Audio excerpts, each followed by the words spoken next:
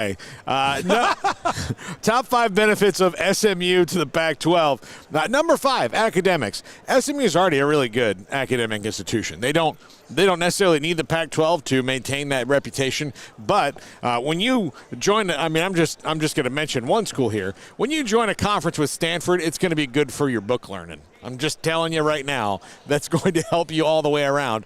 That is never really heard of it as in like Stanford with book learning. Right? I get it. I mean, I understand. But, yeah, it probably just gets in your system. Yeah, I'm wanting again that there are expectations. There's opportunities that are there with the collective of schools in the Pac-12 that they do. The Big Ten is really huge with that, with their academic research and all that. So this is going to be great for SMU academically. There's no drawback to it at all when it comes to that. And I know that's not what everybody wants to hear about, but that's a huge part of this, because while athletics do make kind of the business deals of this or the flashy front porch things, it is academics. You have to also convince that it's good for you to do this as well. How's it going to, everybody's going to win in the whole thing. Number 4, I think it's better for the state of Texas. And I know that there's a school of thought out there that it's bad that another conference will be coming in here and getting players and you're, inviting. Look, Oregon and Washington are coming in here anyway, into Texas anyway.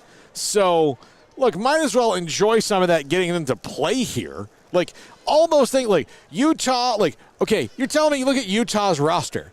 Utah's not already coming to the state of Texas. Oh, yeah, they are. Might as well get them to play a game here and make it fun, as opposed to them just, plucking people away and sending them out. Unless you are in a state that is also very deep, and even if you are in a state very deep in high school football talent, it would be, I don't know if the word is foolish, but would be lazy and probably not very smart not to come dip your toes into Texas. And I get it. It gives them that extra benefit of all that, but it's already going on, and pretending like if you just, put up a force field around Texas and, there are, people who only wants to play Texas and all that stuff, but that's silly. That's not how it goes. It's going to be good for the state of Texas. It's going to help raise the profile of athletics in the state. I think it's good. 3 for SMU, the ability to rope in talent explodes now. Like, they are no longer, they get Tanner Mordecai because, that was his best option. They get Tanner Mordecai maybe right off the bat, right? So they don't have to wait for a Tanner Mordecai to transfer to them. They can go get him now. They can maybe go get other guys. They could always get him, but now they have a better story to tell. Yeah, but I mean, they don't have to worry about okay, well, what if Oklahoma comes in here? Like, they still have that. They have the balance to that out. It's going to help Oklahoma? them. Well, I say, but I know what you're saying. But it gives them another something to show and talk about that they haven't been able to since the Southwest Conference dissolved. My recruiting pitch to him, say you and Oklahoma are going for the same quarterback. I can say, look, you're going to play here, probably faster. You can, be close, especially if it's a kid from Waco or,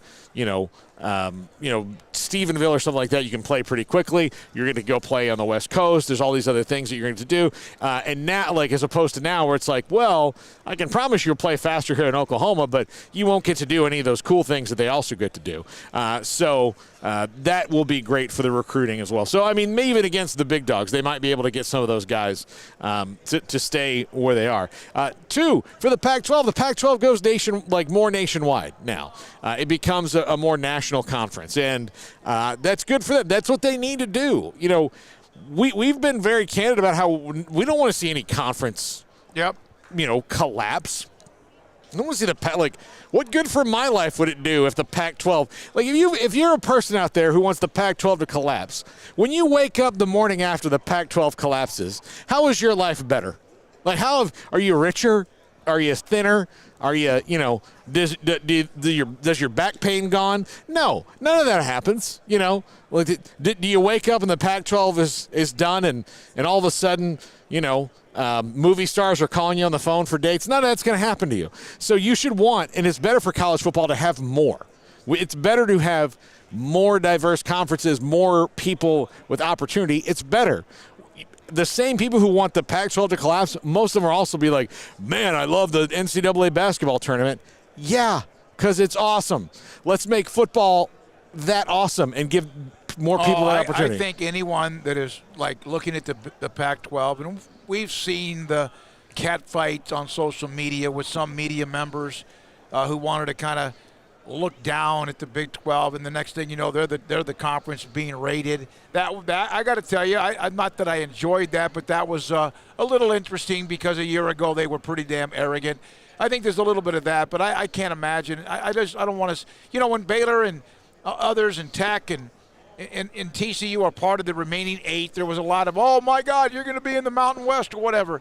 That was never going to happen. It was, maybe a 1/10%. In Pac-12, those teams are going to survive, and I hope they do. I really do. Here's another. For now, and I mean, I hope they survive for a long time, because if they're surviving, that also means the Big 12 and others are surviving.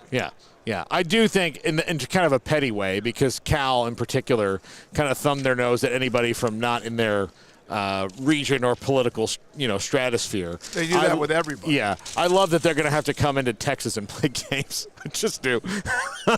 I love it. It makes me so happy.